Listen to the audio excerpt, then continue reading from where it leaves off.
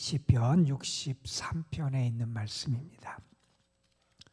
시편 63편 1절부터 마지막 11절까지 있는 말씀, 시편 63편 1절부터 11절까지의 말씀, 오늘 우리에게 주시는 하나님의 말씀 우리 함께 한 목소리로 받들어 읽겠습니다. 하나님이여, 주는 나의 하나님이시라. 내가 간절히 주를 찾되 물이 없어 마르고 황폐한 땅에서 내 영혼이 주를 갈망하며 내 육체가 주를 앙모하나이다. 내가 주의 권능과 영광을 보기 위하여 이와 같이 성소에서 주를 바라보았나이다. 주의 인자하심이 생명보다 나음으로 내 입술이 주를 찬양할 것이라. 이러므로 나의 평생에 주를 송축하며 주의 이름으로 말미암아 나의 손을 들리이다. 골수와 기름진 것을 먹음과 같이 나의 영혼이 만족할 것이라. 나의 입이 기쁜 입술로 주를 찬송하되 내가 나의 침상에서 주를 기억하며 새벽에 주의 말씀을 작은 소리로 읊조릴 때에 하오리니 주는 나의 도움이 되셨음이라.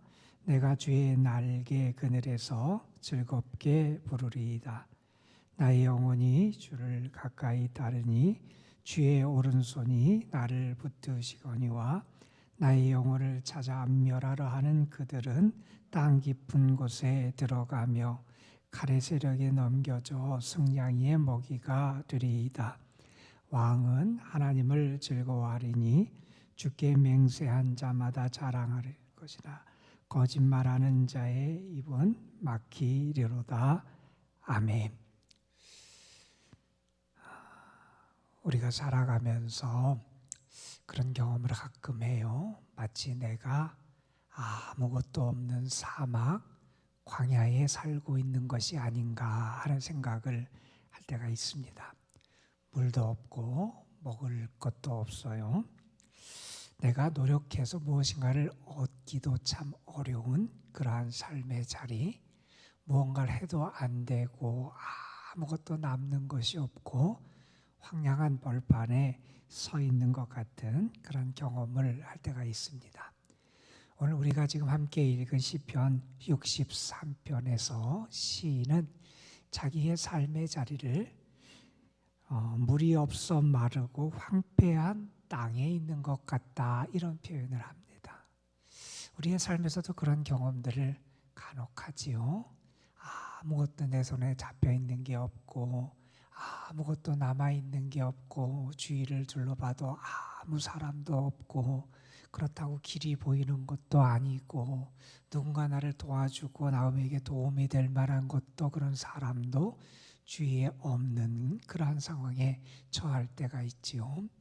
그런 상황에 처할 때 우리는 어떻게 하는가? 어떻게 그러한 상황을 이겨내고 그 상황에서 우리가 느끼게 되는 두려움과 염려와 걱정과 공포를 이겨낼 수 있을까 하는 것을 우리에게 가르쳐주는 것이 이 시편 63편의 말씀이라고 우리가 설명할 수 있을 겁니다. 여러분, 오늘 시편 63편 표제에 보면 그런 표제가 붙어 있지요. 유다 광야에 있을 때 지은 거다, 이런 표현을 합니다. 시편 63편은 왕의 시편, 왕의 찬양이에요. 여기서의 왕은 시편에서 물론 하나님을 나타내서 왕으로 표현할 때도 있지만 여기서의 왕은 하나님이 세우신 지도자, 그 왕, 그 다윗이 지은 그러한 노래 찬양이라는 것인데, 그 왕이 지금 어떤 상황에 처해 있느냐 하는 것을 보면 지금 유다 광야에 있을 때라는 겁니다. 광야를 여행하거나 그냥 단순히 순례하기 위하여 광야를 방문한 게 결코 아니지요. 성경에 보면 이 상황을 이렇게 우리에게 설명합니다. 다윗의 셋째 아들 압살롬이라는 아들이 있었지요. 압살롬이 아버지에게 반역을 일으킵니다. 그렇게 될 때 다윗은 예루살렘을 떠나서 피난의 길을 피신을 하게 되지요. 그때 그가 갔던 그것이 유다 광야다 이렇게 알려져 있기도 합니다. 자, 그때 다윗은 아들에게 쫓깁니다. 그의 신세가 얼마나 처참하고 처량했겠어요. 그런 자기의 상황을 이렇게 표현하는 겁니다. 물이 없어 마르고 공핍한 땅, 황폐한 땅, 그곳에 지금 서 있는 것 같다. 그렇게 고백하고 있는 거예요. 왜 그렇지 않겠습니까, 여러분? 자기가 그렇게 믿던 자기의 아들, 자기가 사랑하던 아들이 자기에게 반역을 일으킨 겁니다. 어떻게 할 수도 없는 상황이에요. 겨우겨우 몸을 피해서 피신의 길을 떠납니다. 광야에 홀로 있다고 생각해 보세요. 왜 마음이 낙심되지 않겠어요? 왜 마음속에 불평과 원망이 없겠어요? 자, 그런데 그러한 광야의 피신의 삶을 살아가는 이 다윗은 지금 어떻게 하냐면 그의 마음속에 낙심이 없습니다. 그의 마음속에 하나님을 향한 불평과 원망이 없습니다. 그런 그 가운데서 어떻게 그것을 자기가 이겨내야 할지를 압니다. 그의 해결책은 다른 데 있지 않지요. 말씀처럼 내가 주를 바라보나이다 하는 거였죠. 나는 주님을 이곳에서 바라본다는 거예요. 지금 내 손에 아무것도 없습니다. 나를 도와줄 사람도 없습니다. 내가 무언가 열심히 애쓰고 노력하고 무언가를 한다 그래서 얻을 수 있는 자리도 아닙니다. 내가 지금 그 상황에 처해 있어서 내가 할 수 있는 최선의 길이 무엇인지 다윗은 합니다. 그것은 다른 것이 아니라 하나님을 바라본다. 그런 말씀이죠. 나는 하나님을 바라봅니다. 내 영혼이 주를 바라봅니다. 내가 주의 성소에서 주를 바라봅니다. 하는 것을 그는 고백하고 있는 겁니다. 여러분이 정말 그런 상황에 있을 때 무엇을 의지하고 바라봅니까? 우리는 다윗이 오늘 말씀에서 하는 말씀에 좀 귀를 기울일 필요가 있어요. 다윗은 1절에서 이렇게 고백합니다. 하나님이요, 주는 나의 하나님이시라. 하나님, 내가 믿는 그분이 정말 나의 하나님, 나의 참신, 나를 지으신 분, 나를 구원하신 분, 나의 주인, 나의 창조주가 되시는 분, 나의 인도자가 되시는 분, 내가 내 일생을 맡기고 살아갈 분, 그분이 하나님, 내가 기도하고 내가 믿는 그 하나님임을 먼저 고백합니다. 저는 이 시간 하나님 앞에 예배하며 기도하는 여러분에게 먼저 이 믿음이 있기를 간절히 소망합니다. 하나님, 주님만이 나의 하나님이 되십니다. 주님만이 나의 의지할 분이 되십니다. 주님만이 나를 지으실 분입니다. 주님만이 나를 살리실 분입니다. 나의 생명의 근원은 하나님께 있습니다. 나의 도움도 하나님께 있습니다. 내가 이러한 고백을 하나님께 드리며 하나님 앞에 나아가고 기도할 때 하나님이 우리를 만나주시고 우리의 기도에 응답해 주시죠. 다윗은 말합니다. 내가 지금 간절히 주를 찾는다는 거예요. 나는 지금 다른 걸 찾지 않습니다. 여러분, 그 상황에서 물을 찾아야 되고 그 상황에서 먹을 것을 찾아야 되고 나의 은신처를 찾아야 되고 나의 요새 나가 피해서 있는 피난처를 찾아야 되고 내가 그 상황에서 나를 도와줄 다른 세력, 다른 사람들, 다른 어떤 나라, 그것을 구하고 찾아야 되는 게 우선인 것 같아요. 그런데 그 상황에서 지금 다윗은 무엇을 찾습니까? 내가 간절히 주를 찾습니다. 간절히 주를 찾습니다. 주를 찾는데 어떻게 찾냐면 물이 없어 마르고 황폐한 땅에서 내 영혼이 주를 갈망한다는 겁니다. 정말 물을 찾듯이 사슴이 시냇물을 찾듯이 성경의 표현대로 나는 주님을 갈망한다는 겁니다. 왜요? 나를 지으신 분도 하나님이시고 나를 살리실 분도 하나님이시고 나를 만족케 하실 분도 하나님이시고 나를 지키실 분도 하나님이시기 때문이라는 겁니다. 여러분, 그것이 우리의 믿음 고백 아닙니까, 여러분? 여러분은 정말 먼저 하나님을 찾으십니까? 여러분은 정말 먼저 하나님과의 만남, 하나님의 은혜를 구하며 살아가십니까? 내가 지금 광야 한가운데 있을 때 나는 먼저 무엇을 갈망하며 기대하며 살아가고 있습니까? 어느 분은 그런 얘기를 했어요. 하나님과의 한 시간은 사람과의 평생만큼 그것 이상으로 값지다, 이런 얘기를 했어요. 우리가 살아가면서도 하나님과 교제하는 그 한 시간이 세상에서 가장 힘이 있고 나에게 도움이 되고 나를 사랑해주고 하는 그 어느 누구와 평생을 살아가는 그 시간보다 더 값진 게 하나님과의 한 시간이라는 거예요. 이것은 하나님과의 만남뿐만이 아니죠. 하나님의 은혜, 하나님의 도우심, 하나님의 사랑, 그것은 세상 그 어떤 것과 비교할 수 없는 그렇게 좋고 위대한 것이 하나님의 사랑과 은혜잖아요. 여러분, 정말 여러분은 어떻게 살아가십니까? 왜 우리가 힘이 없습니까? 우리가 무엇에서 힘을 얻으려고 합니까? 세상적인 방식, 세상의 길에서 우리가 힘을 얻으려고 하지 않습니까, 여러분? 성경이 그렇게 말하지요. 이사야 40장에 우리가 좋아하는 말씀입니다. 오직 여호와를 앙망하는 자는 새 힘을 얻으리니. 여호와를 앙망하는 자, 오직 여호와를 앙망하는 자가 새 힘을 얻는다, 그런 말씀을 하죠. 독수리가 날개치며 올라간 같을 거다. 다른 박쥐라도 피곤치 아니할 거다. 그게 누구에게 나타나는 은혜냐? 여호와를 앙망하는 자에게 나타나는 은혜다. 여러분, 이것이 바로 되면 다른 것이 다 해결되게 됩니다. 여러분, 오늘도 주님을 바라보고 앙모하고 주를 갈망하고 앙망하는 여러분이 되셨으면 좋겠어요. 다른 것이 아니라 먼저 주님을 앙망하고 먼저 주님을 구하고 먼저 주님을 생각하고 먼저 주님을 의지하는 그런 믿음이 여러분의 삶에 가득하시길 간절히 소망합니다. 여기 보면 그 다음에 4절부터 3절부터 있는 말씀은 내가 그렇게 하나님을 갈망하니 내가 지금 광야 같은 다 비신의 길을 걸고 있고 광야 같은 그런 곳에 처해 있는데 그 하나님을 바라보고 하나님을 앙망하니 내가 이렇게 되더라는 거예요. 어떻게 되냐? 하나님을 찬송하게 되더라는 거예요, 여러분. 내가 그렇게 하나님을 갈망하게 되니 그가 뭐라고 고백합니까?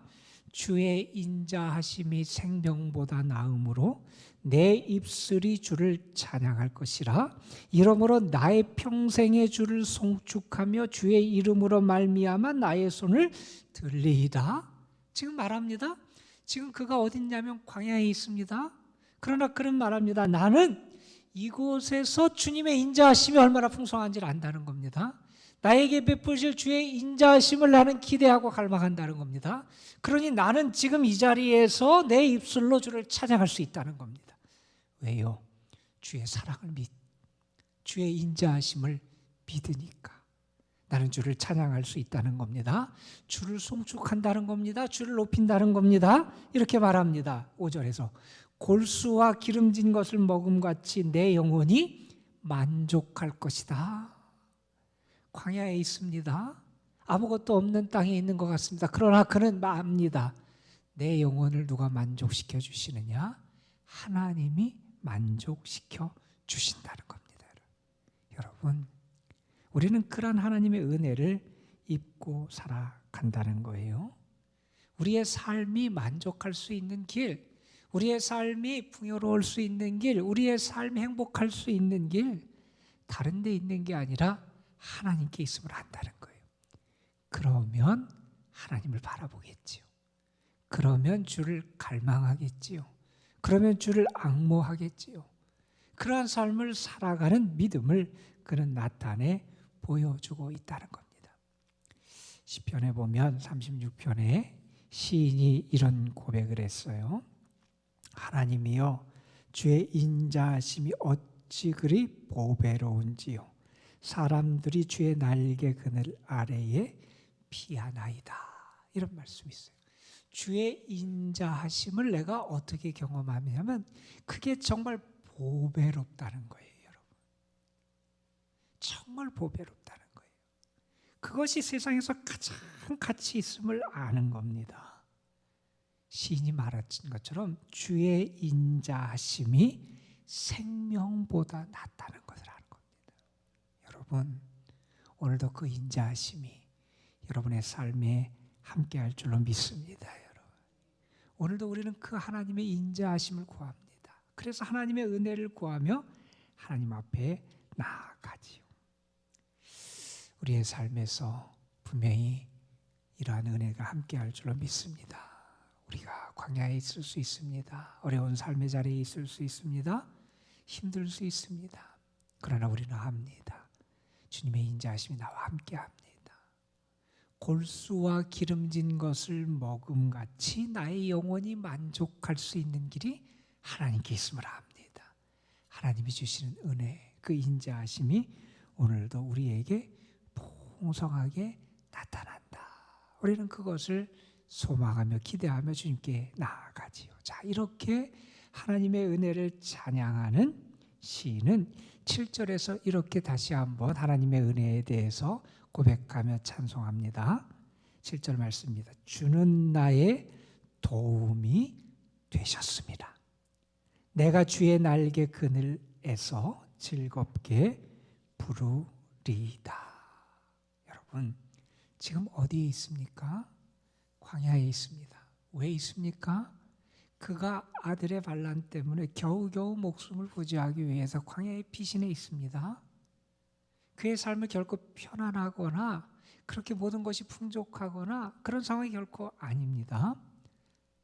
정말 절박한 상황이고 정말 위기의 상황에 처해 있습니다. 긴급한 상황에 놓여 있습니다. 그러나 그는 그 상황에서 경험합니다. 하나님이 나의 도움이 되셨습니다. 하나님이 나의 도움이 되셨습니다.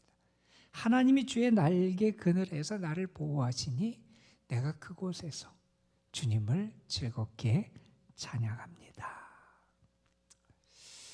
여러분이 이런 얘기를 했어요. 하늘이 치료할 수 없는 슬픔은 땅에 없다. 이런 얘기를 했어요. 하늘이 치료할 수 없는 슬픔은 땅에 없다. 여기서의 하늘은 물론 하나님을 의미하겠지요. 하나님이 치료할 수 없는 슬픔은 없다. 이것은 모든 면에서 적용이 될 겁니다. 하나님이 고칠 수 없는 질병은 땅에 없다 말할 수 있을 겁니다. 하나님이 도우실 수 없는 그러한 위기는 땅에 없다 이렇게도 말할 수 있을 겁니다. 우리는 분명히 믿어요. 뭘 믿냐 하면 하나님의 능력을 믿어요. 여러분, 하나님의 능력이 하나님 아니십니까? 그 하나님이 나를 도와주세요. 나는 그것을 경험하며 살아가요. 어디에서요? 광야에 있을 때. 내가 가장 힘들 때, 내가 가장 연약할 때, 나의 힘으로 아무것도 할 수 없을 때, 나를 도와줄 사람이 아무도 없는 그 자리에서 나는 하나님의 도우심을 경험하며 살아간다는 겁니다. 여러분, 오늘도 여러분의 삶에 이런 하나님의 인자하심, 하나님이 주시는 만족함, 하나님이 주시는 도움의 은혜가 함께 하시기를 간절히 소망합니다. 자, 이렇게 하나님을 찬양한 시인 다윗은 이렇게 자신의 고백을 말해요. 자신의 결단을 말해요. 8절 말씀입니다. 나의 영혼이 주를 가까이 따르니 주의 오른손이 나를 붙으신다. 이런 얘기를 해요. 내가 이제 주를 가까이 따른다는 겁니다. 여기 가까이 따른다 이렇게 우리나라 말로 번역됐는데 이 의미를 원래대로 직역을 하면 이런 의미가 가까울 거예요. 나는 주님에게 바싹 붙어 있겠다는, 이제는 주님에게 바싹 붙어 있겠다는 거예요. 이제는 주님을 떠나지 않겠다는 거예요. 여러분, 아이들이 어딜 갔다가 부모님과 손을 놓쳐서 잠시 이렇게 떨어져서 울고 막 부모님을 찾는 경우가 있잖아요. 그런 경험을 했던 아이라면 그 다음부터 엄마나 아빠의 손을 결코 놓지 않고 꽉 잡고 갈 거예요. 그렇게 바싹 붙어 가는 거예요. 꽉 붙잡고 나는 살아가겠다는 거예요. 다른 걸 붙잡지 않고 주님에게 바싹 붙어 있겠다는 겁니다. 여러분은 오늘 무엇에 바짝 붙어서 살아가십니까? 혹시 너무나 세상적인 것들에 그것을 가까이 하고 그것만 바싹 붙어서 그것을 의지하며 살진 않습니까? 저는 여러분의 삶이 주님을 가까이 하는 삶이 됐으면 좋겠어요. 내가 바싹 주께 붙어서 오늘도 결코 주를 떠나지 않고 살아가겠다.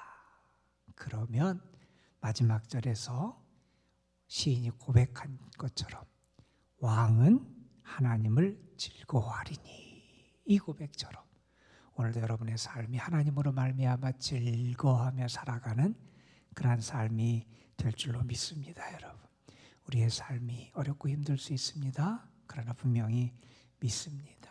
우리의 만족, 우리가 살 도움 하나님께 있다는 겁니다.